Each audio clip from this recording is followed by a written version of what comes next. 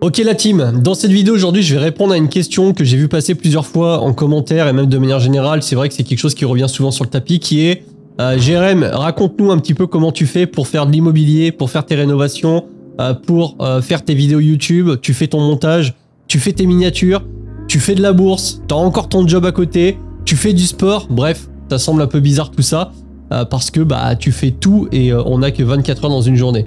C'est vrai que c'est une question qui est totalement légitime, en tout cas je la trouve légitime. Pourquoi? Parce que sur internet on entend tellement de bullshit parfois. Heureusement c'est pas de partout. Il y a des chaînes YouTube très sérieuses, il y a des personnes sur YouTube qui clairement disent n'importe quoi uniquement dans le but de vendre des produits, des services à des prix exorbitants qui t'apportent aucune valeur. Et aujourd'hui je vais vraiment essayer de te répondre de manière totalement sincère à tout ça parce que c'est vrai. C'est-à-dire que j'ai fait de l'immobilier. J'ai rénové intégralement des immeubles, même complets avec mon associé. Ça nous a pris beaucoup de temps, beaucoup d'énergie. Je fais mes vidéos YouTube. Je n'ai pas de monteur ni graphiste pour mes miniatures. Je m'occupe absolument de tout parce que bah déjà, c'est difficile de trouver des gens qui sont vraiment réactifs, qui sont vraiment, je dirais pas compétents, mais qui vont vraiment fournir un résultat tel que toi tu le veux. Et puis c'est pareil, hein. Ça coûte vite cher quand je regarde un petit peu les montants que les gens demandent pour les montages de vidéos par exemple sur YouTube.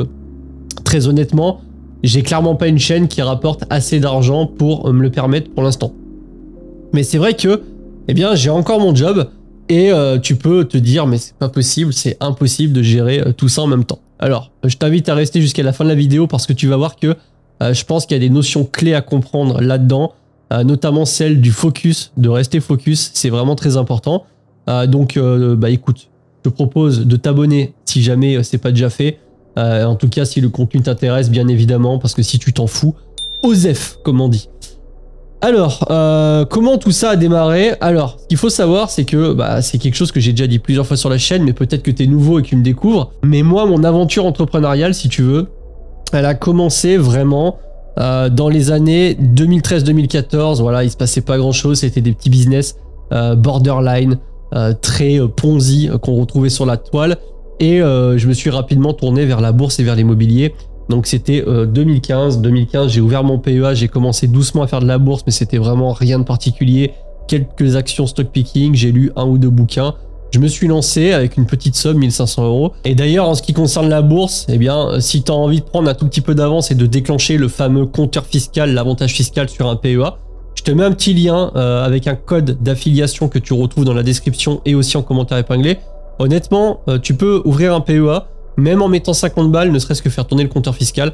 Tu verras, ça te sera pas mal utile dans le futur si jamais eh bien, la partie investissement boursier t'intéresse. Et crois-moi, c'est vraiment un des piliers qui est indispensable hein, quand tu commences à développer un petit peu toute cette partie investissement. Mais la grosse, en tout cas le gros morceau à cette époque-là, c'est l'immobilier. Et moi, ce qui s'est passé, c'est que je me suis vraiment focus immobilier pendant plusieurs années. Globalement, de mi-2016 jusqu'à janvier, février 2021. Un petit peu plus tard, même c'était à l'été, on finissait la rénovation d'un bâtiment. Donc si tu calcules, 2016, 2017, 2018, 2019, 2020, 2021, pendant 5 ans, je me suis vraiment focus à fond immobilier. Donc ce que je faisais, c'est qu'avec mon associé, bah, on cherchait des lots, on achetait des lots, on rénovait la plupart des lots. Parfois c'était des petites rénovations, parfois c'était des grosses rénovations. En l'occurrence, celle qui nous a pris le plus de temps, c'est un immeuble de rapport sur 3 étages, donc rez-de-chaussée, premier, deuxième, troisième. Des combles qu'il fallait refaire intégralement, puis même l'immeuble il fallait le refaire intégralement, tu n'avais que les murs et les planchers. Donc ça a été une très grosse rénovation qui nous a pris beaucoup de temps, mais entre temps, entre le début et la fin, on a quand même rénové une quinzaine de lots, plus ou moins partiellement, totalement, mais ça nous a pris pas mal de temps. Donc après c'est vrai qu'avec le temps, bah écoute, t'apprends de plus en plus, t'as de plus en plus d'expérience, de connaissances, tu vas de plus en plus vite, mais malgré tout ça prend beaucoup de temps. À savoir que moi, j'ai jamais arrêté de travailler à ce moment-là. Donc, comment ça se passait? Eh bien, c'était des rénovations qui se faisaient les soirs et les week-ends. Et aussi les vacances, les congés payés. Donc, clairement, je te cache pas que c'est pas de tout repos. Faut être sacrément motivé. Il faut rien lâcher, mais en même temps, moi, je savais un petit peu la carotte qu'il y avait au bout. Et c'est pour ça que j'ai continué. C'est vrai que pour l'instant, j'ai pas encore d'enfant, ça c'est aussi une chose. Par contre, effectivement, je suis en couple depuis 10 ans maintenant. et j'ai la chance d'avoir une nana qui a totalement accepté le fait eh bien qu'on se voit pas tout le temps. Voilà, il y a un moment, il faut aussi savoir faire des compromis. Maintenant, à l'heure d'aujourd'hui, c'est vrai qu'on récolte un petit peu les fruits de ce qu'on a fait dans le passé. Ça prend quand même du temps. Mais c'est vrai que là où je veux en venir, c'est la partie focus, c'est-à-dire que de 2016, allez, fin 2016, début 2017, jusqu'à 2021, je me suis vraiment focus immobilier à fond. J'avais complètement, pas complètement, mais j'avais quand même partiellement délaissé la bourse à un moment donné. Je me suis même posé la question si j'allais pas clôturer mon PEA parce que je trouvais que ça donnait pas de bonnes performances, mais en même temps, il faut se rappeler l'époque où je ne connaissais pas les ETF et je faisais que du stock picking. Et c'est vrai que quand j'ai commencé à m'intéresser à la bourse, avant de clôturer mon compte, je me suis dit attends, je peux peut-être réfléchir, je peux peut-être me pencher un petit peu plus sur le sujet parce que il y a certainement quelque chose à faire, mais c'est simplement que j'y ai pas pris le temps. Et donc, quand l'immobilier a commencé à devenir un peu plus souple, eh bien, je me suis vraiment mis dans la bourse. Là, j'ai commencé à lire une bonne vingtaine, trentaine de livres et j'ai commencé à me renseigner de plus en plus et j'ai découvert les ETF, enfin, j'avais découvert ça un petit peu avant. Et vraiment, j'ai commencé à mettre en place un DCA, le fait d'investir régulièrement, etc. Et à partir de ce moment-là, le portefeuille a commencé à décoller. Tu as un preview, on va dire ça comme ça, au début de ma chaîne YouTube sur le suivi du PEA saison 1. Mais il faut se rappeler que la chaîne YouTube est sortie en 2022. Elle est sortie exactement le 2 juillet 2022. Voilà, j'ai créé ma chaîne YouTube. Et c'est vrai qu'à ce moment-là, eh bien, je me suis focus sur YouTube. Donc j'ai commencé à me mettre sur YouTube. L'immobilier, ça ralentissait dans le sens où on n'achetait plus, on rénovait plus. On avait simplement le parc en place. On a même vendu quelques lots, quelques immeubles, quelques appartements. Voilà, pas qu'on en ait 50 000, mais on avait vendu un immeuble et 2 appartements. Donc on s'était un petit peu délesté d'un certain nombre de lots tout simplement. La gestion est un petit peu plus souple. Et puis je te rappelle que je suis aussi associé avec mon meilleur ami qui pour le coup lui s'occupe pas mal du parc immobilier. Et je t'avoue qu'il fait quand même pas mal le taf dans la gestion du parc. Donc ça me laisse un petit peu de temps. Évidemment je participe aussi, mais voilà, on n'est pas tout le temps. Parfois il y avait moi qui en faisais plus, parfois c'était lui, etc. Quoi qu'il en soit, à l'heure d'aujourd'hui on a un parc immo qui tourne plutôt bien. Et donc, comme je te l'ai dit, je me suis ensuite focus bourse pendant, en tout cas jusqu'à aujourd'hui. Mais vraiment, de 2021 jusqu'à aujourd'hui, je me suis focus bourse. Et entre-temps, j'ai lancé la chaîne YouTube. Et doucement mais sûrement, j'ai commencé à faire mes vidéos. Au début, tu galères. T'as pas forcément le réflexe. Tu connais pas forcément très bien les logiciels de montage. Tu perds du temps, tu fais un truc pas terrible. Mais au fur et à mesure, tu découvres des trucs, tu prends des automatismes. Tu vas de plus en plus vite. Et à l'heure d'aujourd'hui, par exemple, si tu te poses la question... Cette vidéo, ça va me demander 20 minutes de tournage, entre guillemets, puisque je ne scripte pas mes vidéos, je fais vraiment ça en one shot. Parfois, je me reprends, je coupe au montage, mais globalement, il n'y a aucun script, tu vois, je lis rien, j'ai pas de prompteur, parce que c'est pas moi, ça me ressemble pas, moi je suis plutôt authentique, et je te parle tel que je te parlerai si tu es en face de moi, bien sûr, je mets une petite forme pour le côté vidéo, mais tu as compris l'idée. Et derrière, le montage avec la miniature, il va y en avoir pour aller entre 1h30 et 3h suivant la vidéo, suivant ce que je vais mettre. Celle-ci peut-être sera plus axée un peu podcast où il n'y a pas trop d'effets spéciaux, etc. Parce que pour moi, tu vois, tout ça, ça revient à à améliorer une vidéo qui peut-être n'est pas très bonne sur le fond et sur ce que tu vas dire. Parce que le but d'une vidéo, surtout sur la partie thématique investissement, mindset, etc., c'est quand même pour moi de raconter une expérience et de te partager vraiment de la connaissance, de l'expérience pure, telle que moi j'ai pu l'avoir, pour que tu puisses tout simplement te projeter et éviter certaines erreurs, etc. C'est comme ça que je vois le truc. Je suis pas dans la super production où je vais te mettre des effets de malade, des zooms, etc. Bon, c'est pas vraiment comme ça que je vois en tout cas, c'est pas comme ça que je vois ma chaîne. Donc vraiment, tu vois, je te refais un petit récap. Au début, très focus business 2013-2015, fin 2016 jusqu'à 2021, immobilier à fond de balle. À partir de 2020 jusqu'à maintenant, bourse et investissement boursier. Et un petit peu maintenant, j'explore la crypto, etc. Ça, c'est en constant. Mais je me suis vraiment focus dedans à partir de 2020 quand ça commençait à ralentir un petit peu les travaux. Et 2022, tout simplement chaîne YouTube. Et je t'ai dit au début que j'ai toujours mon CDI. Alors, faut savoir que mon CDI, il y a vraiment un moment en 2020, je me suis dit, c'est bon, je vais quitter ce job. Pas que ça me plaisait plus, mais parce que ça commençait à payer un petit peu ce que je faisais. Et puis, l'activité dans mon job a pas mal baissé. Moi, il faut savoir que je suis payé le même salaire, peu importe l'activité. Et là, à l'heure d'aujourd'hui, bah, je suis dans un job où littéralement je bosse entre 1 heure par jour et 5 heures par jour grand max. Il y a des journées évidemment où je bosse plus, mais il y a tellement une baisse d'activité importante que eh bien, je bosse quasiment pas. Clairement, contrairement à ce que j'ai connu pendant 10 ans où je faisais vraiment du matin au soir et même parfois je rentrais chez moi 1 heure plus tard, etc. Là, c'est vraiment très relax. Donc, c'est pour ça que je me suis dit pourquoi quitter ce job, surtout que sur les 3-4 heures de boulot, comme je te le dis, littéralement, il y a 2h30 de voiture où je peux écouter des podcasts, je peux écouter des livres audio, bref, ça participe toujours à la formation continue. Donc, pour l'instant, écoute, j'ai trouvé un équilibre. L'équilibre, c'est faire du sport, avoir mon job, ça me prend un petit peu de temps, faire des vidéos. L'immobilier, pour l'instant, je ne rachète plus parce que ça m'intéresse. C'est pas que ça m'intéresse moins, mais les conditions sont plus drastiques qu'avant. Je suis quasiment au maximum de mon endettement.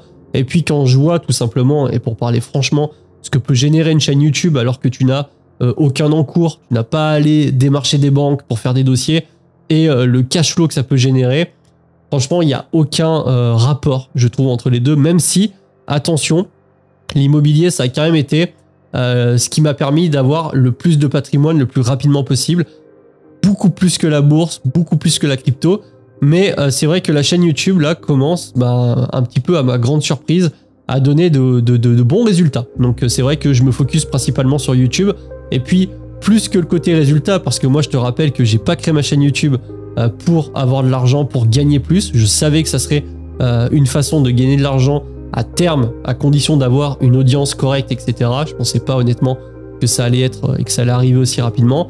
Mais c'est surtout les opportunités, le fait de rencontrer des gens, d'avoir un carnet de contacts, d'avoir vraiment une communauté, de rencontrer n'importe quel type de personne.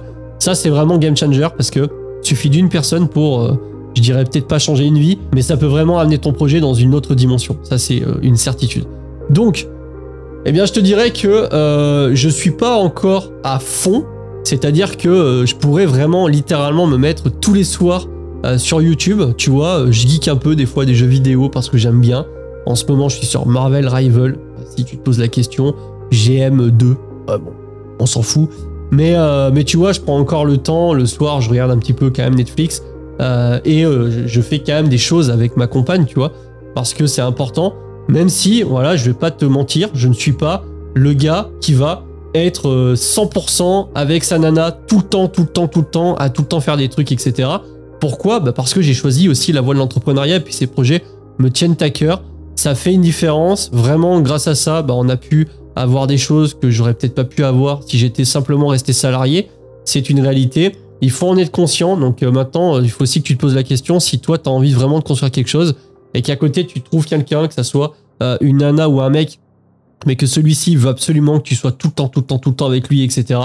Il y a un moment, si tu veux espérer plus, si tu veux avoir peut-être une maison un petit peu plus haut standing que ce que tu aurais pu avoir, il y a un moment, il n'y a pas de secret, il faut quand même se sortir les doigts et il va falloir aller bosser, trouver quelque chose, trouver un projet, trouver un levier d'accélération. C'est exactement ce que j'ai fait. Donc c'est pour ça qu'aujourd'hui, je te dirais que je suis dans un équilibre, même si... Tu vois, il y a 2 semaines, j'ai été en vacances. C'est pour ça que sur la chaîne YouTube, il y a eu un peu plus de vidéos que d'habitude. Là, ça fait quoi? Ça fait une grosse semaine que j'ai pas sorti de vidéo. J'ai sorti 2-3 vidéos, même 3-4 vidéos assez rapidement. Et bien en fait, c'est que j'étais en vacances. C'est, je crois, la première fois que j'ai eu des vacances à la maison où j'avais ni rénovation et ni voyage prévu, entre guillemets. Voyage étant un grand mot parce que c'est simplement peut-être partir sur la Côte d'Azur. Mais en gros, c'est vraiment une semaine de vacances où j'étais à la maison, où j'avais rien à faire, que ça soit en travaux de rénovation, pas de projet, rien. Du coup, je me suis dit, je vais faire comme si j'étais en liberté financière, c'est-à-dire que j'ai plus de job. En gros, c'est ça que ça veut dire. Et que je me focus sur ma chaîne YouTube. Franchement, les résultats ont été tout de suite impactants. J'ai fait x2 sur le nombre de vues, sur le nombre d'abonnés, et du coup sur les revenus, tout à fait x2 en l'espace d'une semaine.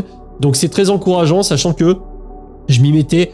Allez, 3 heures tous les 2 jours, le temps de tourner une vidéo et de la monter. Si je me mets vraiment à 100% sur ma chaîne YouTube, je pense que ça peut être un petit truc très sympa. Donc ça me rassure, même si je le savais, mais là au moins c'était le test. Ça me rassure sur le fait que dès demain, dès que j'en aurai marre, de toute façon c'est simple. Mon boulot pour l'instant c'est chill, comme je te l'ai dit. Mais si demain les conditions redeviennent comme avant, c'est-à-dire des conditions normales, j'aurais littéralement aucun intérêt à aller travailler 8 heures par jour dans un taf où mon salaire est exactement le même. Ça sera beaucoup plus rentable de passer 100% full time sur la chaîne YouTube parce que bah, c'est sûr et certain que je gagnerai plus. Mais voilà, donc si je devais vraiment te donner la clé de tout ça, c'est très important, c'est le focus. C'est vraiment de rester focus et de faire les choses les unes après les autres et de pas forcément tout faire en même temps. Il faut vraiment à un moment donné que tu te focuses sur la priorité du moment. Moi, c'est comme ça que j'ai fait. Focus sur l'immobilier, ensuite focus sur la bourse et focus sur YouTube. Ça a été dans cet ordre-là. Du coup, en restant focus, eh bien, j'ai appris quand même pas mal de choses. Et c'est aujourd'hui la mission que, entre guillemets, je me suis donnée de retransmettre et d'expliquer, de partager sans bullshit, vraiment de manière humble et sans non plus exagérer d'un côté ou de l'autre. Vraiment, pour moi, la base de la chaîne YouTube, et c'est comme ça que je l'ai vu dès le départ, c'est de dire les choses avec justesse, c'est-à-dire tel que ça s'est vraiment passé, ni plus ni moins, ne pas te dire que c'est impossible et ne pas aussi te dire que c'est facile parce que ça l'a pas forcément été. Mais en tout cas, c'est possible avec du travail. Moi, en tout cas, de mon côté, bah, j'y suis arrivé. Donc, c'est que c'est forcément possible. Mais ça m'a demandé beaucoup de travail, beaucoup de temps, beaucoup de sacrifices sur certaines soirées, barbecue, etc. Parce qu'il fallait que j'aille bosser le matin. Mais bon, je regrette absolument rien parce qu'aujourd'hui, bah, j'ai une situation qui est vraiment très confortable. Je kiffe ce que je fais. Et tu vois, je me suis posé une question. C'est ce que j'en discutais d'ailleurs hier avec un ami. Et c'est vrai que c'est une question que je me suis posé il y a un moment, et je t'invite à te la poser aussi, c'est si demain par exemple, tu vois, GRM c'est le plus chanceux du monde et il gagne 200 millions d'euros à l'euro million, tu vois, je crois que c'est le lot actuel au moment où je te fais cette vidéo, eh bien, est-ce que je continue à faire des vidéos YouTube? Eh bien, la réponse est oui, tu vois. Je quitterai mon job, ça c'est sûr, et je ferai autre chose. Je ferai peut-être des tours de circuit dans des Lamborghini, tu vois, parce que c'est un truc que je kiffe, mais je continuerai à faire des vidéos YouTube, peut-être différentes, peut-être en moins grand nombre, peut-être que je délesterai la partie montage, mais en tout cas, je continuerai à faire des vidéos YouTube parce que c'est un truc que je kiffe. À partir de ce moment-là, je pense que tu as compris que, eh bien, même si c'est une question d'argent, et quasiment tout ce qu'on fait est une question d'argent parce qu'on en a besoin pour vivre, mais il y a un côté où bah, le fait que je continue à faire des vidéos YouTube, même si ce n'était absolument plus une question d'argent, me montre que c'est vraiment quelque chose que je kiffe. Et c'est d'ailleurs à prendre en considération si jamais tu te lances sur YouTube, si tu décides de créer ta chaîne. Moi, quand j'ai créé ma chaîne YouTube, j'ai pas spécialement besoin d'argent. Je l'ai fait, ça s'est bien passé. Et aujourd'hui, j'ai des fruits, mais je l'ai vraiment pas fait dans un but de gagner de l'argent et uniquement pour ça. C'est vraiment un côté partage et c'est un petit peu ce que je te dis, même si demain, l'argent n'était plus un problème, je continuerai quand même à faire des vidéos. Donc vraiment, le mot de la fin, eh bien, je te dirais que c'est de rester focus. Très important. Moi, c'est comme ça que j'ai fait et c'est comme ça que je continue. Et après, tu trouves un bon compromis dans ta vie et puis tu verras, les choses se passeront sans problème. J'espère que tu as kiffé cette vidéo. Écoute, c'était GRM. N'hésite pas à me dire en commentaire ce que tu en penses et puis moi, je te retrouve rapidement dans une vidéo, certainement bourse, immobilier,